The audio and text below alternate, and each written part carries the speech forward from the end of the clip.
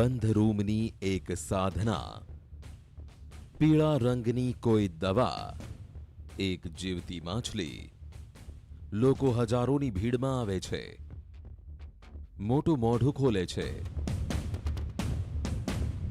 પછી તે જીવતી માછલીને માણસના શરીરમાં ધકેલી દેવામાં આવે છે.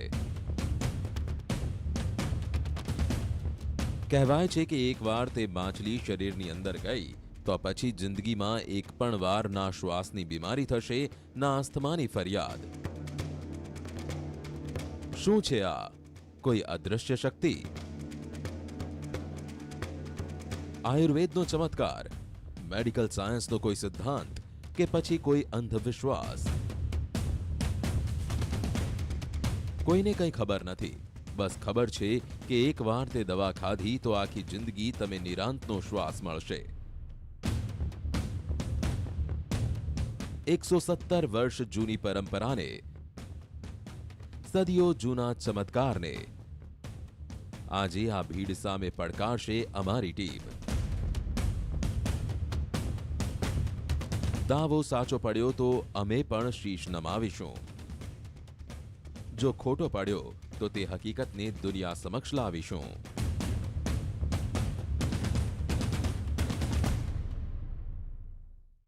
નમસ્કાર, આપ જોઈ રહ્યા છો ન્યૂઝ 18 ગુજરાતી સ્પેશિયલ રિપોર્ટ સાથે હું છું સિદ્ધાર્થ ધોળકિયા. હૈદરાબાદના માછલીવાળા બાબા અને તેમની સારવાર આખી દુનિયામાં જાણીતી છે. લાખો લોકો સાજા થવાનો દાવો પણ કરે છે. કહેવાય છે કે બાબાની સારવાર કોઈ સારવાર નથી પણ ચમત્કાર છે. પણ વિચાર્યું છે કે આ ચમત્કાર છે કોનો? તે દાવામાં અથવા તો તે દવામાં કે જે બાબા માછલી ઉપર લગાડે છે, કે પછી તે માછલીમાં જેને માણસ જીવતા ગળી જાય, કે પછી બાબાની સાધનામાં? લોકો કહે છે કે બાબાના હાથોમાં કોઈ અદ્ભુત શક્તિ છે. માન્યતા મુજબ તે દવાને ગ્રહોના એક ખાસ સંયોગમાં જ ખાવામાં આવે છે, જેથી બાબાની દવા અસરદાર સાબિત થાય છે. આ બધા સવાલોના જવાબ શોધવા માટે અમે પહોંચી ગયા હૈદરાબાદ, જાણવા માછલીવાળા બાબાનું સત્ય.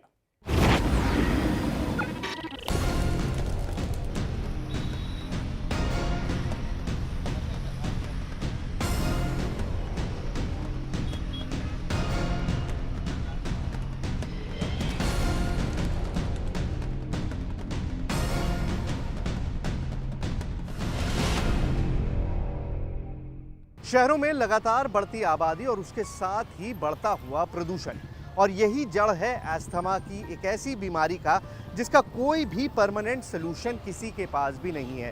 लेकिन यहाँ हैदराबाद में एक शख्स ये दावा करता है कि आप मछली के साथ छोटी सी दवाई को निगल जाइए और उसके बाद हमेशा के लिए अस्थमा से आपको छुटकारा मिल जाएगा.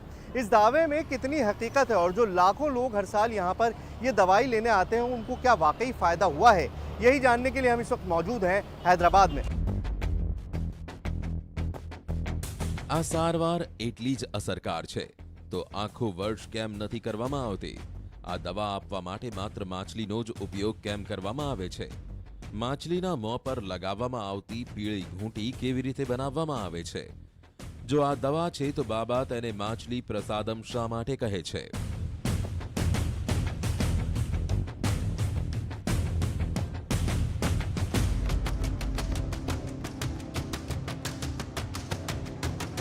સવાલ અનેક હતા અને તેના જવાબ મેળવવા માટે અમારી ટીમ હૈદરાબાદ સ્થિત બાબાના નિવાસસ્થાને પહોંચી, જે માછલીવાળી દવાથી અસ્થમાની સારવારનો દાવો કરે છે. नमस्कार हरिनाथ जी. બથીની ગૌડ પરિવાર છેલ્લા 150 વર્ષથી લોકોની સારવાર કરે છે. પરિવારના મુખ્ય વ્યક્તિ હરિનાથ ગૌડે કહ્યું કે સારવારની કહાની ઈસવીસન 1845થી શરૂ થાય છે. तो हरिनाथ जी, सबसे इम्पोर्टेंट बात जो हर आदमी मेरे ख्याल से जानना चाहता है वो ये है कि ये जो चला आ रहा है इतने वक्त से, ये चमत्कार है, आयुर्वेद विज्ञान है, कोई मेडिसिन है, क्या है ये आयुर्वेदिक विज्ञान है. ये 1845 में हमारे परदादा को ये दिया गया उस टाइम पे. वो जो हिमालय से ऋषि मुनि आए थे जी, उन्होंने आपके परदादा को ये दवा फार्मूला बताया कि बताया. कैसे फार्मूला हाँ, बनाना उनके है, पास किस तरह ऐसा से. अपने तपो से जो भी उनके पास प्राप्ति है, हाँ. ऐसा प्राप्ति ऐसे बचनी परिवार वालों को देंगे. वो कुछ भी नहीं चाह रहे, जो गरीब लोगों को दे रहे, दान पुण्य ये वर्ड्स है, तो दान जो करते थे किसी से कुछ मांगते नहीं, रिटर्न्स नहीं मांगते। આ કહાની મુજબ 1845માં એક સંત હિમાલયમાંથી તપશ્ચર્યા કરીને હૈદરાબાદ આવ્યા, જ્યાં તેમની મુલાકાત હરિનાથ ગોડના પરદાદા સાથે થઈ ગઈ. ગોડ પરિવારની ઈમાનદારી અને લગનને જોઈને આ સંતે પરિવારને એક ચમત્કારી દવા અંગે માહિતી આપી. માનવામાં આવે છે કે આ ફોર્મ્યુલાના આધારે ગોડ પરિવાર આજે પણ મફતમાં લોકોની સારવાર કરે છે. तो उस वक्त भी अस्थमा की प्रॉब्लम होती थी? प्रॉब्लम होती, तो उस टाइम पे ऐसे फार्मूला को उन्हें देने से ये लोग निस्वार्थ करते हैं, किसी से पैसा वगैरह ये नहीं करते, वो बताया था। मुनि ने ये भी सोचा कि भाई इसको ये पैसा वगैरह लेंगे तो इसका असर निकल जाता बोल के बताते थे। तो जब से ये बताया गया। चलिए, तो ये बातचीत हम जारी रखेंगे, क्योंकि आपके लाखों लोग वहाँ, मैं ग्राउंड पे होकर आया हूँ, वहाँ पर वेट कर रहे हैं, इंतज़ार कर रहे हैं, बहुत ज़्यादा देर यहाँ नहीं रुक सकते। एक ही दिन होता है और एक ही दिन ये सारा कुछ होता है, 24 घंटे का वक्त है। क्यों इन्हीं 24 घंटों में होता है? क्यों एक स्पेसिफिक मछली ही इस्तेमाल की जाती है? क्यों इस दवाई का फार्मूला किसी को नहीं पता है? और किस तरह से ये फार्मूला बनता है, किस तरह से बनाते हैं, ये सारी बातें करेंगे।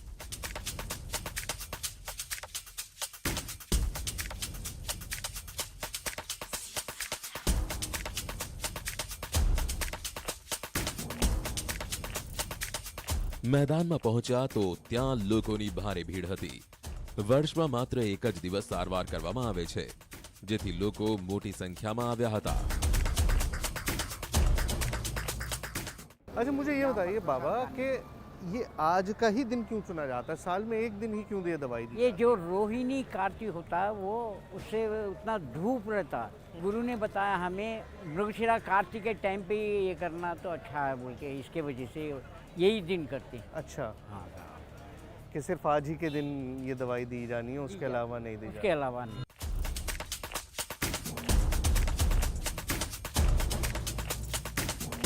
સારવાર સાંજના શરૂ થવાની હતી, જો કે લોકો સવારથી આવવા લાગ્યા હતા.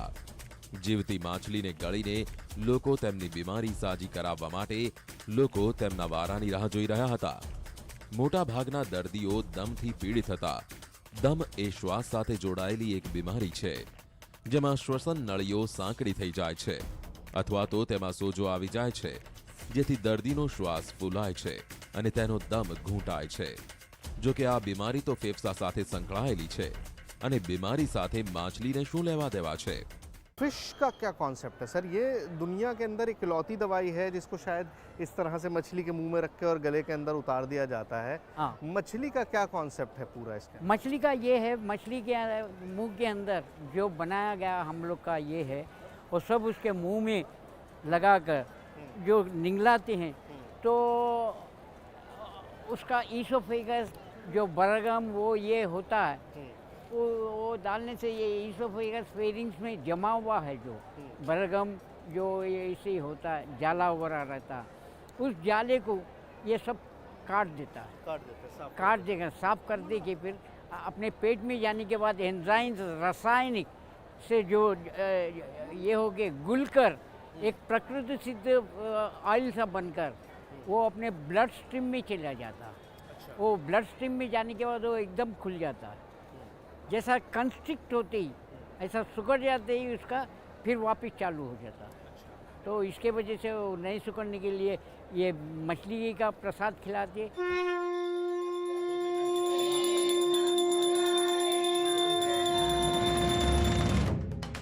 આ બાજુ બાબાના ઘરમાં અંતિમ સાધના શરૂ થઈ ચૂકી હતી.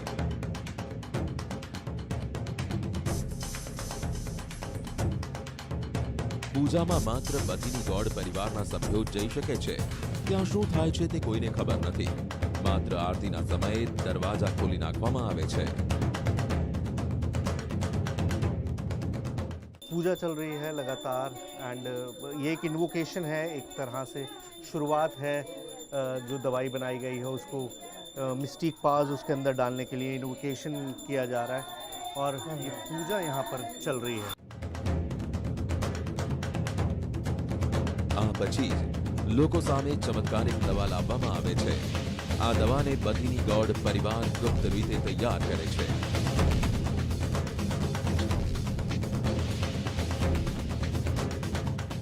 पूरा जो दवा तैयार की गई है वो रखी गई है वहाँ पर लाके और इस दवाई के ऊपर पूरा उसको घुमाया गया है एक तरह से, ताकि जो इन्वोकेशन है, जो पूजा की गई है, जो पावर है, जिस तरह से कहा जाता है कि दवाई जिस तरह का काम करती है वो किया जा सके। तो ये यहाँ पर, और ये मछलियाँ भी लेकर आए हैं, ये फिशेज, यही वाली फिशेज इस्तेमाल की जाती हैं, यही वाली फिशेज इस्तेमाल की जाती हैं। ये देखिए ये मछलियाँ भी लाई गई हैं, इनको भी मंदिर में ले जाया जाएगा।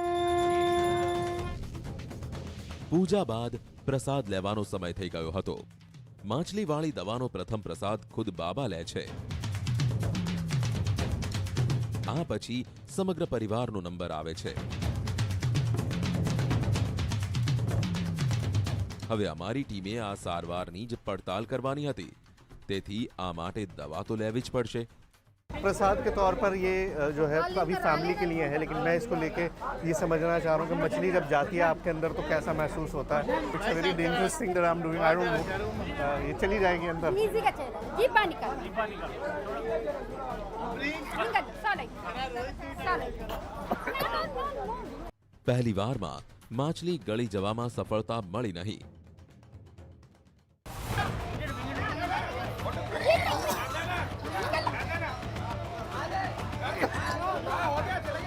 બીજી વારમાં માંડ માંડ આ કામ થઈ શક્યો।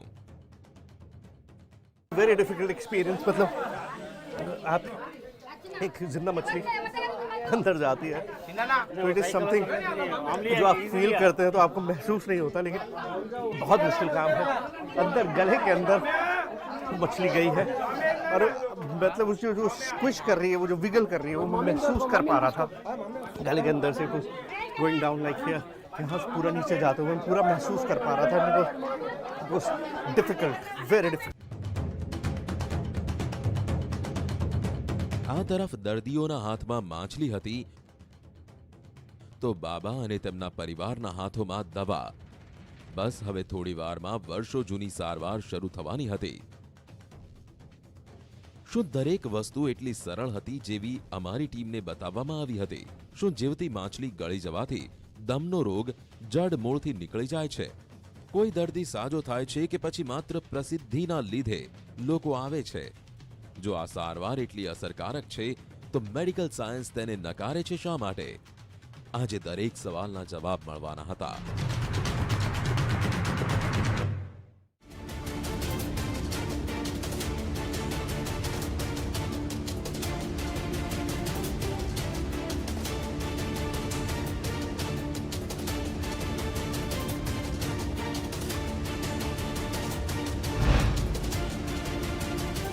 મેડિકલ સાયન્સ પણ દમના રોગને સંપૂર્ણ સાજો કરવો મુશ્કેલ માને છે, ત્યારે એક બાબા જડીબુટી અને માછલીના સહારે દમને જડમૂળથી દૂર કરવાનો દાવો કેવી રીતે કરી શકે?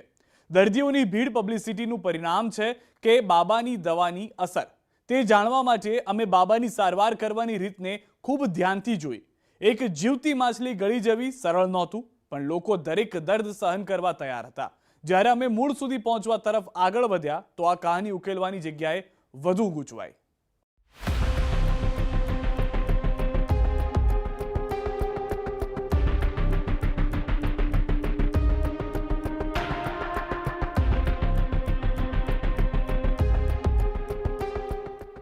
ચોવીસ કલાકમાં અસંખ્ય લોકોને માછલી સાથે દવા ખવડાવવાની હતી। બાબા, તેમનો પરિવાર અને તેના સહયોગીઓ આ કામમાં ઝડપથી લાગી ગયા।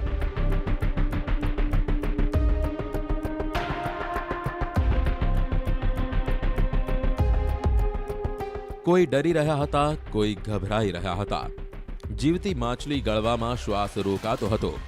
જો કે વિશ્વાસ હતો કે એકવાર માછલી ગળી ગયા બાદ જીવનભર માટે આરામ થઈ જશે, જેથી દરેક મુશ્કેલીઓને સહન કરીને દર્દીઓ માછલી મોંમાં લઈ રહ્યા હતા।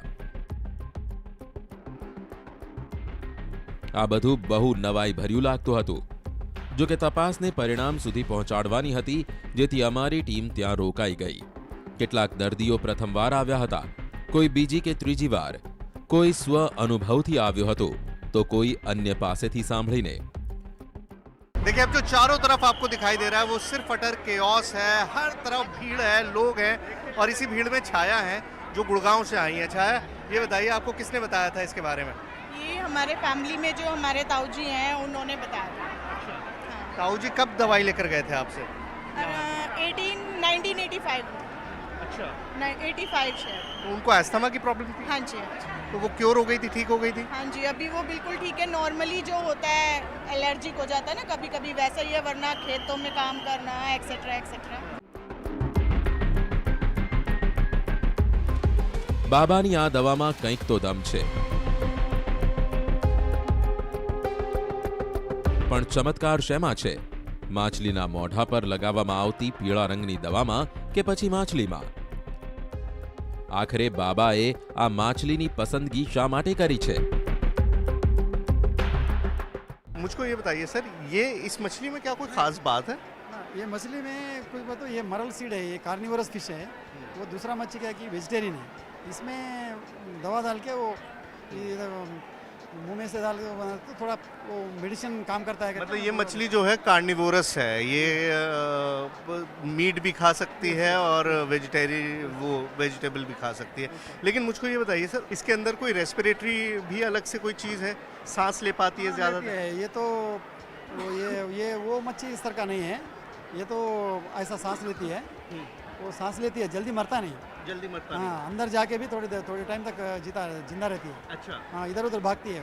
अच्छा, थोड़ा मेडिसिन उधर इधर उधर पूरा गले को लगता है। अच्छा। अंदर चले जाता है।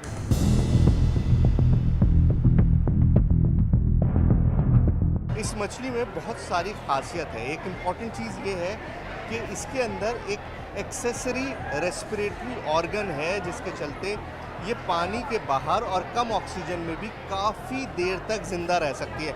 अब ये देखिए मछली काफ़ी देर से मेरे हाथ में है और अभी भी ये ज़िंदा है, इसके अंदर जान बाकी है। और जैसे ही मैं इसे वापस पानी में डाल दूंगा, क्योंकि मेरा कोई इरादा नहीं है इसको मारने का, मैं इसको पानी में डालूंगा तो ये बड़े आराम से तैरने लगेगी। तो ये इस मछली की एक बड़ी ख़ास बात है, मरल मछली कहा जाता है इसको। अब इस मछली का उस दवाई के साथ क्या ताल्लुक़ है और ये मछली और दवाई मिलके क्या असर करती हैं ये तो पता नहीं, लेकिन ज़रा भीड़ का आलम देखिए, लोगों का आलम देखिए। लोग पहुंचना चाह रहे हैं जल्दी से जल्दी इस मछली को लेके। यहाँ से मछलियाँ मिल रही हैं, मछली लेके जल्दी से जल्दी पहुंचना चाह रहे हैं। अब इस मछली की हालत थोड़ी कमज़ोर हो गई है, काफ़ी देर से मेरे हाथ पर है, मैं इसे पानी में डालता हूँ, इसकी जान बचाना ज़रूरी है। આ ખાસિયતના લીધે બાબાએ આ માછલીની પસંદગી કરી છે। દર્દીના પેટમાં પહોંચ્યા બાદ મોઢા પર રહેલી દવા છોડી દે છે। આ ઉપરાંત મોડે સુધી જીવતી રહે છે। જો કે દાવા મુજબ માછલી જેટલી જીવતી રહેશે તેટલો ફાયદો દર્દીને થશે, પરંતુ દવા અંગે તપાસ કરવી મુશ્કેલ હતું। બાબા અને તેના પરિવારે આ દવાની બનાવટ અંગેની ગુપ્તતા જાળવી રાખી છે। જો કે તો પણ અમે તે અંગે તપાસ કરવા પ્રયાસ કર્યો।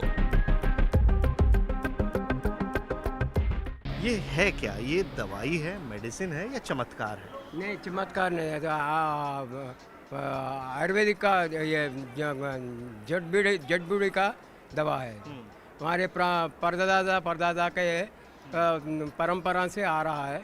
हम लोगों को ये हम लोग आगे आगे 5वां पीढ़ी है। जी जी, हाँ। वो मुझे बताया सब के 5वीं पीढ़ी है और 100 साल से आप लोग ये दवाई बनाते जा रहे हैं। तो इसका फार्मूला क्यों नहीं बताया जाता है नहीं कि इसमें कौन सी दवाई डाली गई है? वरना आरोप लगते हैं कि पता नहीं स्टेरॉइड्स हैं, क्या है। हाई कोर्ट वाले लेके जाके सैंपल लेके जाके टेस्ट कराए। ये स्टेरॉइड नहीं है, कुछ भी नहीं है। जड़ बूढ़ी का दवा है बोल के।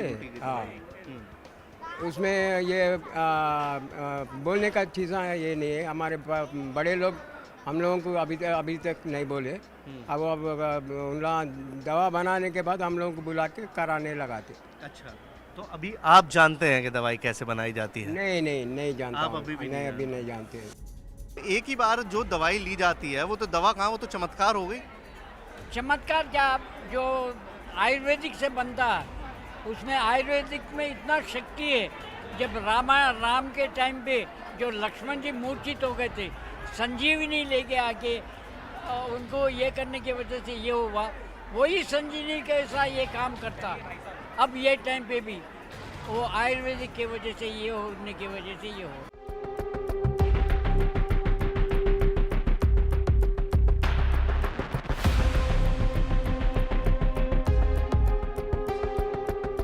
બાબા પોતાની રેસિપી કોઈને નથી બતાવતા.